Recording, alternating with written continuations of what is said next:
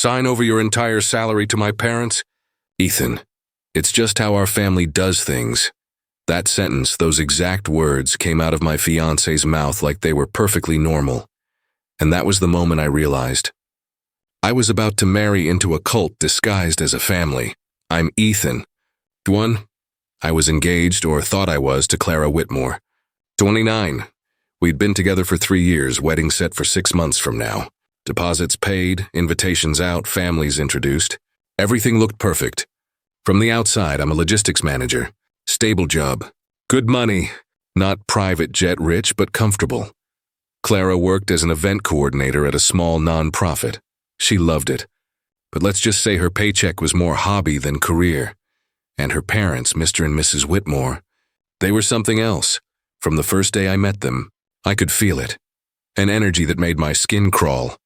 Mr. Whitmore ran a luxury landscaping firm, which always sounded more luxury than actual business.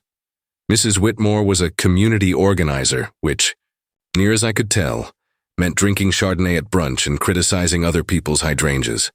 They were the kind of people who smiled with their teeth but never with their eyes. Last week, they invited me over for a small dinner to finalize wedding details. The way Mr. Whitmore said it over the phone made me feel like I was being summoned, not invited. Still, I went. I wanted to be polite. Mistake number 1. When I walked into that over-decorated mausoleum they called a home, the air felt obvious. No music, no laughter. Just the faint ticking of an expensive clock somewhere in the hall. The dining table looked like something out of a royal banquet. Silver cutlery, heavy crystal glasses, and a roast chicken so dry it could have absorbed a small lake. We ate mostly in silence. Then Mr. Whitmore cleared his throat, adjusted his tie, and said with that patronizing warmth rich people have perfected, "Ethan, son, we're thrilled to welcome you into the family.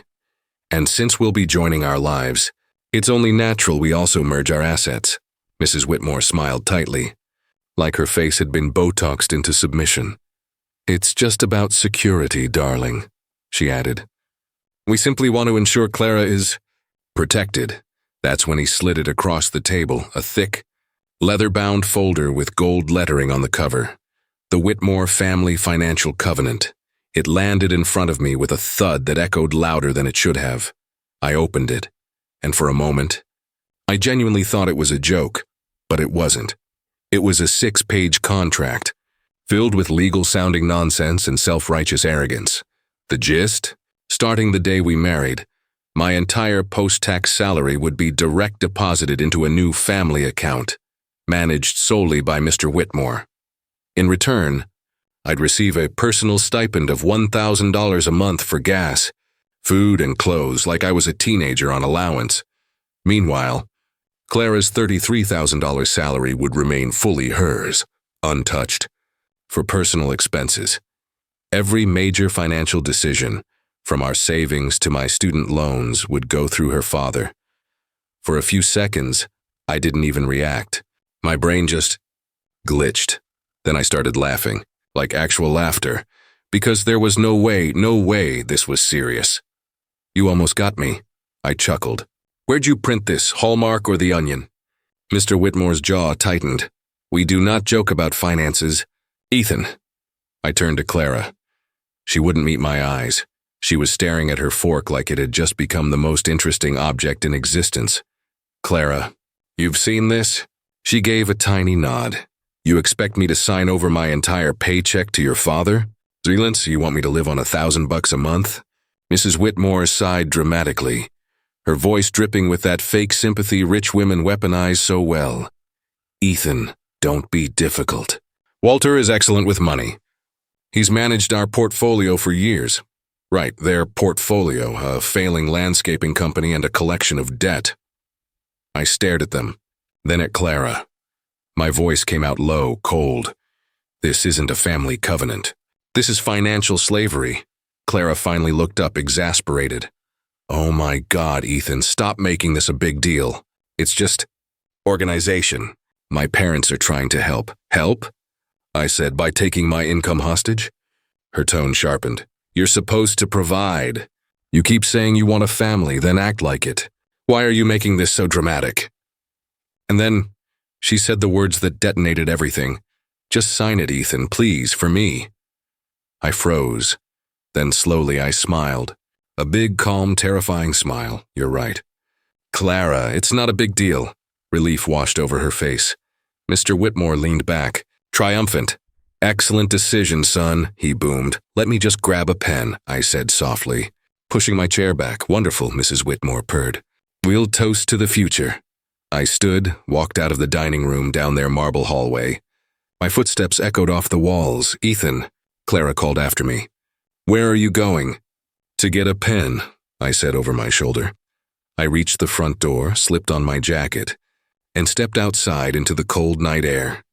The kind of air that burns, but feels like freedom. As I reached my car, Clara came running out barefoot, panic painted across her face. "Ethan!"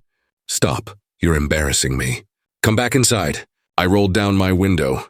"No, Clara, you embarrassed yourself." She started crying, reaching for me. "We can change the stipend. Please just come back." I pulled out my phone, typed something, and hit send. "Here," I said. "You might need this." It was a link. Prenup 101, free legal basics. Her expression shattered. "Don't you dare. Ethan, wait." "Tell your dad his covenant just had a breach," I said. Then I shifted into reverse and drove away. Her screams faded behind me as I left that marble prison for good. When I finally got home, I just sat there in the dark, staring at my reflection in the window.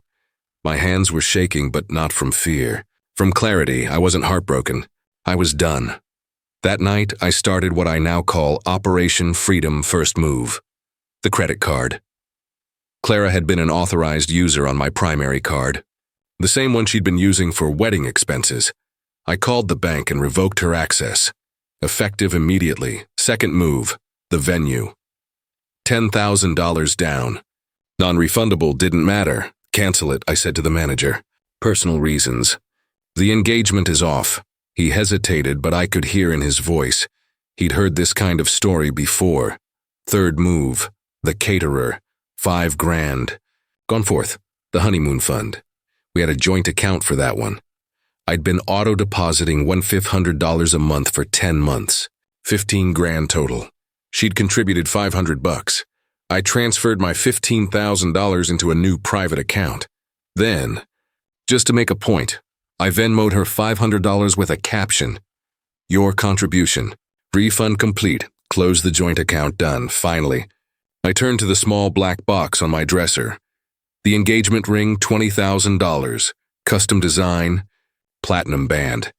I stared at it for a long time, the symbol of everything I thought we were building. Now it was just collateral damage. But even then, I wasn't angry. Not really. What I felt was colder, sharper, a kind of calm that only comes when you realize someone tried to own you. A week later, my phone was a nuclear reactor of notifications. Calls, texts, voicemails, dozens every hour. Clara, her parents. Unknown numbers that were probably them using burner phones. I didn't answer a single one. Instead, I sat back and listened. Because I wanted to hear them fall apart. Voicemail number 1. Clara crying. "Ethan, please. You're overreacting. Come back. We can talk about the stipend. I'll make it $1,500. Please." Voicemail number 2. Clara furious. "You canceled the florist's card? My mom's having a panic attack. You're a monster." Voicemail number 3. Mrs. Whitmore, icy cold. "Ethan, you have humiliated my daughter and our family. Walter is disappointed. You need to apologize immediately. You will pay for this." Voicemail number 4, Mr. Whitmore pretending to be calm. "Son, this was a simple misunderstanding. A small financial proposal. We can renegotiate your stipend. Don't be foolish. They were so obsessed with money. They didn't even realize I'd just saved myself from financial prison. They weren't grieving a broken engagement. They were grieving the end of their investment. But there was still one thing left, the ring. Wasn't going to eat at $20,000 loss, not when it was legally a conditional gift, tied to the marriage that would never happen. So, I sent her one final message. "Clara, the engagement is officially over. I'll be at your office Friday, 5 p.m. to collect the ring. If it isn't returned, I'll file a police report for theft and a civil claim for its value." Send. Silence for a day. Then came the flood. Texts, missed calls, guilt-tripping paragraphs. Ignored. Heide came. I drove to her office, a small nonprofit downtown. I waited outside, watching the glass doors. She came out right at 5, eyes red, makeup streaked, clutching her purse like it was a life raft. "Ethan," she whispered, "you're not even going to talk to me?" "The ring, Clara. Please don't do this. I love you, the ring." She looked down, started crying again. I don't have it." My stomach tightened. "What do you mean you don't have it?" "I gave it to my mom. For safekeeping. After you left, then call her. Tell her to bring it here." She shook her head, sobbing harder. "She can't." "Why not?" Because she sold it." The world went silent. "She what?" "We needed the money," Clara wailed. "The caterer billed us for a cancellation fee. It was $5,000. We had to pay it. Mom said the ring was your contribution." I laughed. One short, sharp, humorless laugh. "You sold a $20,000 ring to pay a $5,000 bill. No. You don't understand." "Oh, I understand perfectly. You're thieves. Both of you." She started yelling right there on the sidewalk. "It wasn't stealing. It was family. You ruined my life. Everyone already bought their dresses. The venue I paid for?" I interrupted. "Go ahead. To you, me. I will. I'm suing you for the wedding costs." Smiled, calm again. "Great, the deposits are in my name. Try it." She broke down completely. "Please, Ethan, I'll get the money. Just don't get it for the judge, Clara." Then I turned, walked away as she screamed behind me, "You're destroying my life." Didn't even look back.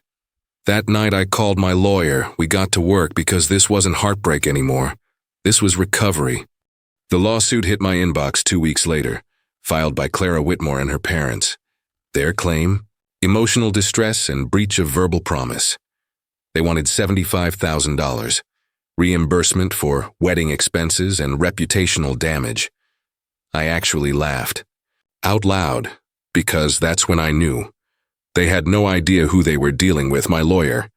Sandra was a quiet woman in her 40s, sharp eyes, sharper tongue.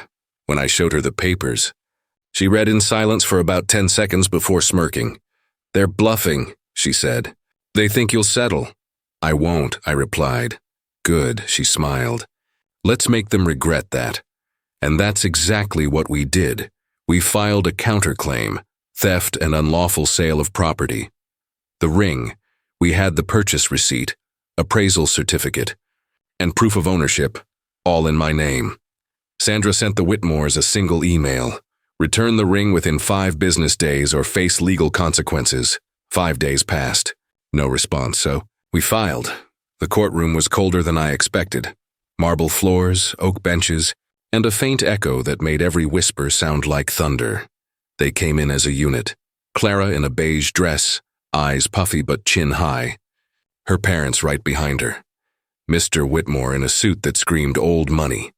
Mrs. Whitmore with that same look of superiority that used to make me feel small. Not anymore. When the judge called my name, I stood straight, steady. For once, I wasn't the one defending love. I was defending myself. The hearing lasted 2 hours, but it felt like 2 lifetimes. Their lawyer argued that the engagement ring was a shared asset. Sandra cut him down like a blade. "Your Honor, under state law, an engagement ring is a conditional gift, contingent upon marriage. The marriage never took place. My client retains legal ownership." Then she handed the judge printed screenshots of Clara's messages, where she admitted the ring was sold. I gave it to my mom. "She sold it." The text read, time-stamped and crystal clear. The judge looked up slowly, his eyebrows raised. "Mrs. Whitmore, is this accurate?" Mrs. Whitmore stiffened. We thought it was." "Answer the question," the judge interrupted. "Yes," she muttered. The courtroom went silent. Sandra didn't stop there. She laid out the financials, every transaction from my accounts, every payment made by me. When she finished, there wasn't a doubt left. The judge leaned back, tapping his pen. "Based on the evidence, the court finds in favor of the defendant, Mr. Carter. Furthermore, the plaintiffs are ordered to reimburse the value of the engagement ring, $20,000, plus legal fees." He paused, then added, And let this be a reminder that greed often costs more than it pays. The Whitmores looked like ghosts. Clara stared at me, eyes wide, lips trembling. But I didn't feel satisfaction, not really. Just a quiet, heavy peace as I walked out of the courthouse. She followed me into the parking lot. "Ethan, please," she whispered. "We can fix this. You still love me, don't you?"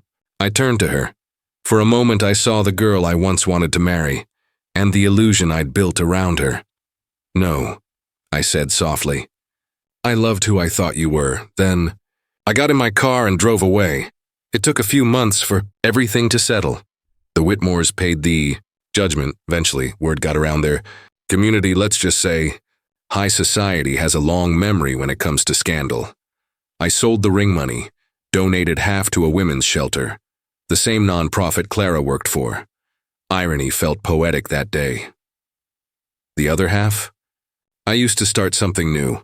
My own small business, nothing fancy, just honest work. Freedom built by my own hands. Sometimes, people ask if I ever miss her. The answer's complicated. I miss the version of me that believed love was about sacrifice, no matter the cost. But now I know. Love without respect is just debt with a pretty face. And the moment you start paying for someone else's peace, you'll never afford your own.